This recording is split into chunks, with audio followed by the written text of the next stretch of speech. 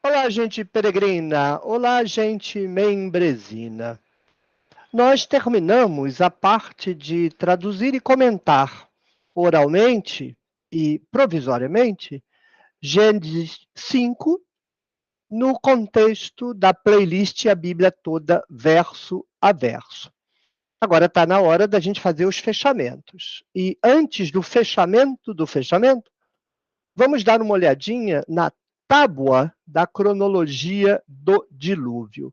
Há interessantes observações a fazermos com relação às idades de nascimento de cada patriarca, quando cada patriarca tem seu primeiro filho, quando ele morre, e no que diz respeito a Gênesis 5, preparando o Gênesis 6, a relação dessas mortes com o calendário ficcional montado na narrativa e tendo em vista o dilúvio. Será se algum patriarca, tendo vivido quase 1000 anos, morreu afogado? Vamos lá, vamos dar uma olhadinha na tábua da cronologia do dilúvio. Aí está, a tábua da cronologia do dilúvio. Eu vou explicar cada coluna para você entender, e aí então começaremos as inferências.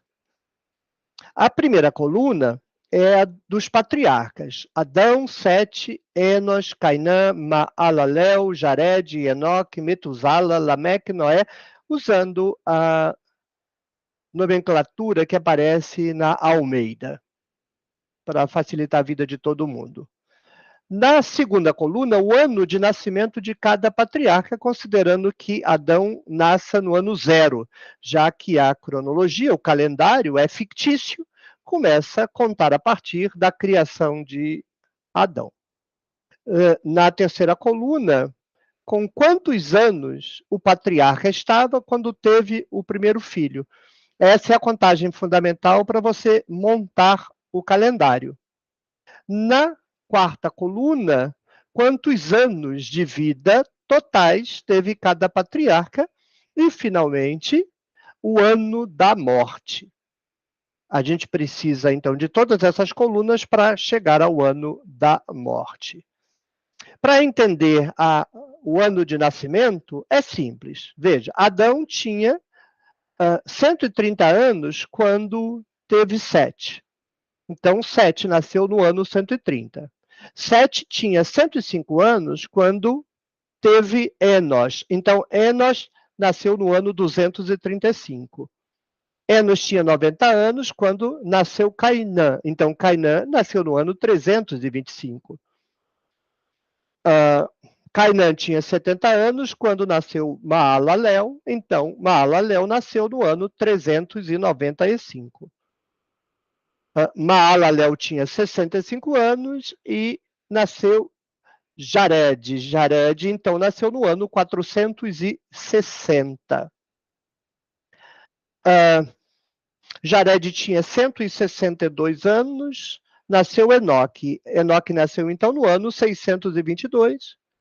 Enoque tinha 65 anos e nasceu Metuzala. Então, Metuzala nasceu no ano 687. Metuzala tinha 187 anos quando nasceu Lameque, então Lameque nasceu no ano 874. Lameque tinha 182 anos quando nasceu Noé. Noé tinha 500 anos quando nasceu Sem, Cão e Jafé. Então, Sem, Cão e Jafé nasceram no ano 1556. E diz o texto do dilúvio que Noé tinha 600 anos quando vieram as águas do dilúvio. Então, se Noé nasceu em 1056, ele tinha 600 anos, então o dilúvio veio no ano 1656. Quero insistir que tudo isso é ficção. Nada disso é para ser levado a sério, nada disso corresponde a fato histórico, nada disso é verdade, nada disso é história, nada disso é material. Tudo isso é ficção, tudo é invenção. Nós estamos trabalhando a invenção para compreender o propósito de quem escreveu a narrativa. Bem, agora a gente pode avaliar a primeira questão. Algum patriarca estava vivo no ano em que veio o dilúvio? Bem, vamos olhar a coluna. Adão morre no ano 800, Sete no ano 1042, Enos no ano 1140, Cainã no ano 1235, Maalalel no ano 1290, Jared no ano 1422. Enoque não morre, ele some, desaparece, se escafedeu-se no ano 987. Metusala morre no ano 1656, mesmo ano do dilúvio. E Lameque morre no ano 1651, 5 anos antes do próprio pai. Lameque morre antes de Metusala.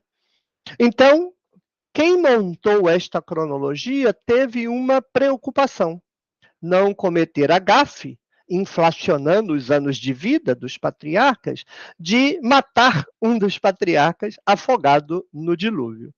A questão é Matusalém, Metusala. Ele morre em 1656. Ele morre antes do dilúvio ou ele morre afogado nas águas do dilúvio? Vou deixar para que você decida. O texto não faz qualquer observação quanto a isso.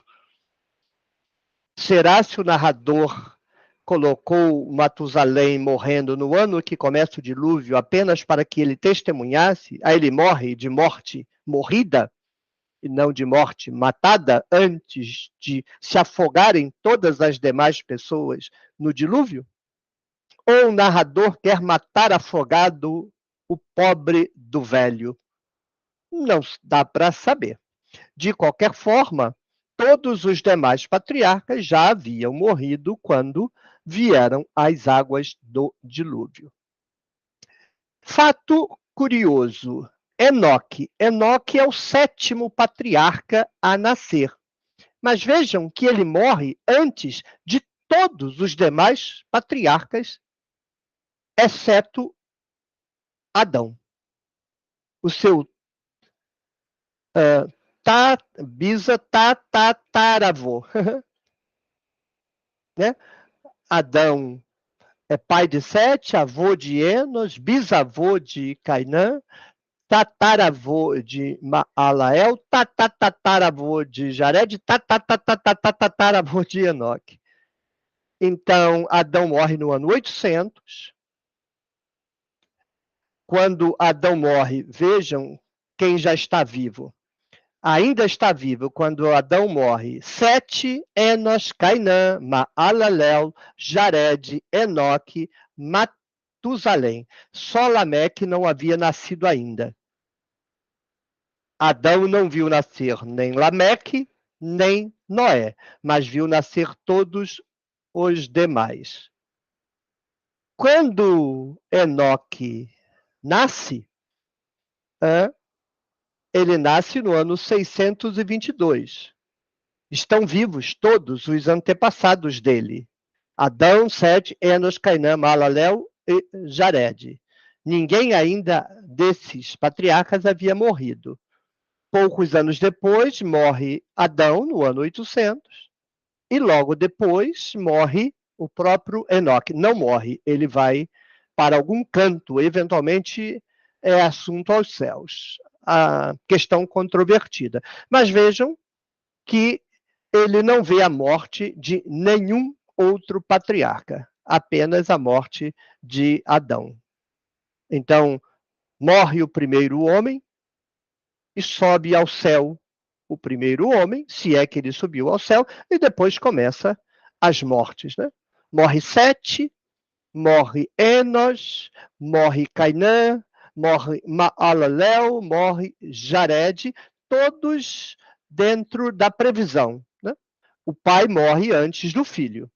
Adão morreu antes de Sete, Sete morreu antes de Enos, Enos morreu antes de Cainã, Cainã morreu antes de Maalalel, Maalalel morreu antes de Jared, e Jared morreu antes de Matusala. Só Enoque que quebra essa ordem, porque ele nem morreu e desapareceu antes de qualquer morte, exceto a de Adão.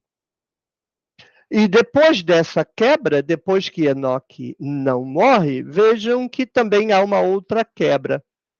Todos os pais morreram antes dos filhos, mas no caso de Matusalém, não. Matusalém vive para além do seu filho.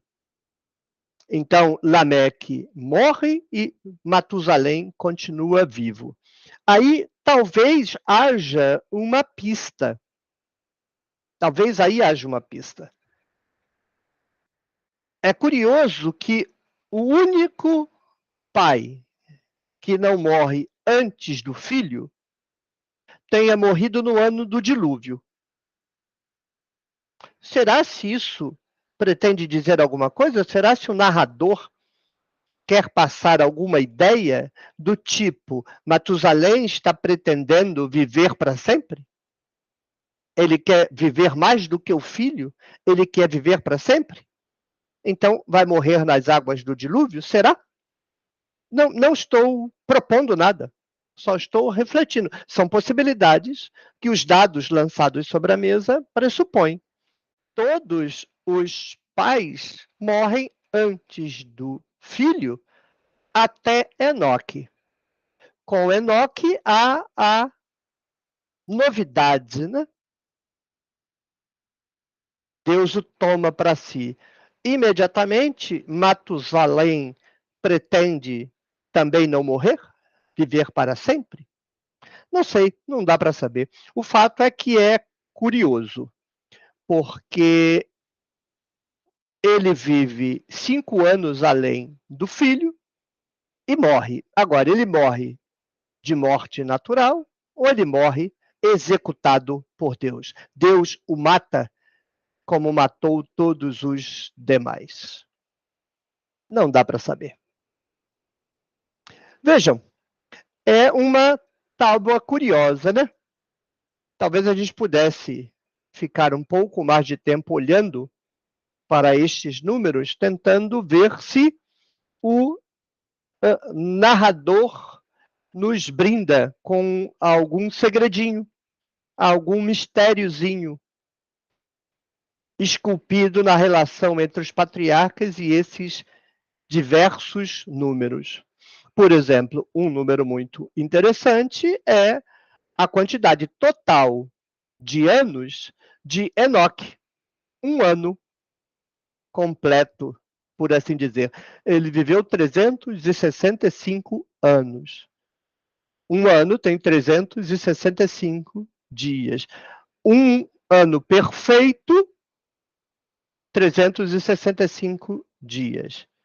Uma vida perfeita, uma vida completa, 365 anos. E Deus o toma. Há aí uma simbologia, né?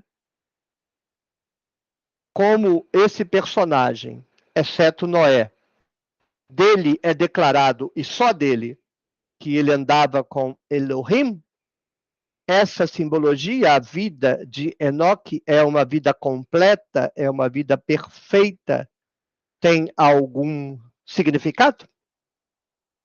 Até porque, vejam os números, 800 anos, 912, 905, 910, 895, 962, 365. Há uma quebra muito abrupta, então aí deve ter uma mensagem, uma significação. Também Lameque. Lameque viveu 777 anos. Quer dizer, uma vida perfeita, completa na simbologia do triplo 7, e ele não vê a morte do dilúvio. Isso significa alguma coisa? Não saberia dizer. São curiosidades, né? Mas a gente não pode bater na mesa como os pastores batem no púlpito. pode ser apenas uma impressão dos nossos olhos. Mas fique à vontade. Comungue com esta tabela e veja se você encontra alguma coisa curiosa, alguma relação que eu não observei. Eu havia observado, por exemplo, que o primeiro filho vai nascendo com cada vez menor idade até o quinto filho, ó, 130, 105, 90, 70, 65. Mas depois os números simplesmente explodem sem qualquer padrão. 162, 65, 87, 182, não me parece ter qualquer significado, não. Então, de qualquer forma, faça um pouco de companhia a esse quadro quando tiver um tempinho, e se você enxergar alguma coisa, consulte, atenda, deixe um comentário. Professor, eu vi isso, isso, isso, será se faz sentido? Professor, eu observei isso, será se faz sentido? Por exemplo, o texto diz que Noé tinha 500 anos e teve 100 Cão e Jafé. São trigêmeos que nasceram no ano 500 de Noé?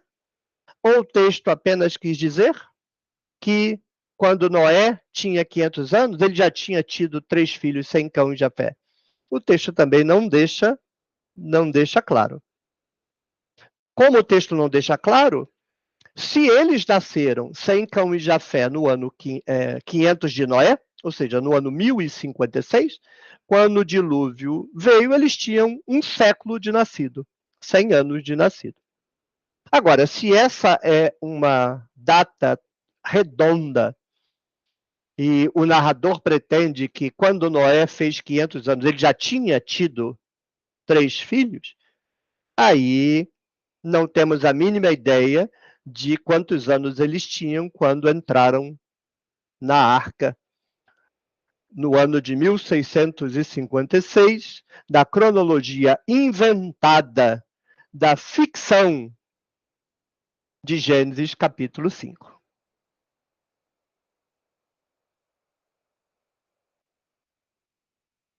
Um, dois, três.